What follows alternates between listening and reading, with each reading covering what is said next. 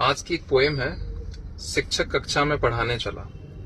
एक शिक्षक कक्षा में पढ़ाने जा रहा है, उसके सामने क्या क्या मुसीबत आ रही है। शिक्षक कक्षा में पढ़ाने चला, मन में लेके उल्लास चला। आज कराऊंगा एक नया पाठ।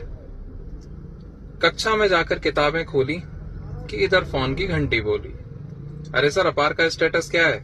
फैमिली आईडी बनी कि नहीं बनी? बच्चे कितने निपुण हुए? पढ़ाने का उल्लास थोड़ा कम हुआ और फाइल खोलकर डेटा एकत्रित किया। सारा डेटा ऑनलाइन चढ़ाया और फिर मोबाइल को साइड में लगाया। जैसे ही पाठ का पहला पेज खोला, मोबाइल फिर से आकर बोला, आज विद्यालय में कितने बच्चों ने खाना खाया? मास्टर साहब का फिर सर चकराया। इससे आगे बढ़े बच्चे बोले, सर अब पढ़ा दो। सर का जोश बरकरार था, पर बाकी सरकारी काम भी जरूरी था। क्यों? सरकार के तंत्र का आखिरी छोर शिक्षक ही तो था। वापस अपनी कक्षा में आए। बच्चों, पाठ खोलो। अभी पाठ का दूसरा पन्ना खोला ही था कि गेट पर आता अधिकारी का उड़न दस्ता था। पोर्टल पर भरनी जानकारी थी।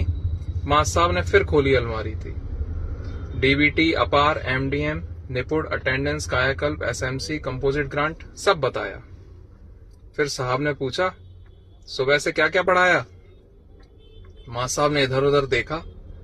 तमाम दस्तावेजों के नीचे दबी अपनी शिक्षक डायरी निकाली। साहब, इतना पढ़ाया।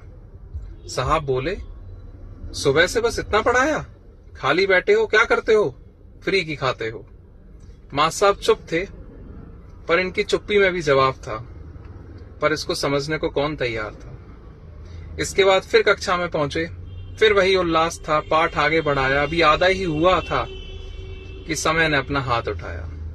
मास्टर साहब बोले, ठीक है बच्चों, कल आगे पढ़ेंगे और पाठ पूरा करेंगे। अगले दिन फिर नए उत्साह के साथ सभी बाधा पार करके पाठ पूरा कराया। तब तक फिर घंटी बजी और एक नया काम आया। पर शिक्षक नहीं घबराया, क्योंकि कागज, पोर्टल, फाइल भी जरूरी है और बच्चों की आंखों में ज्ञान की रोशनी भी जरूरी है। Thank you.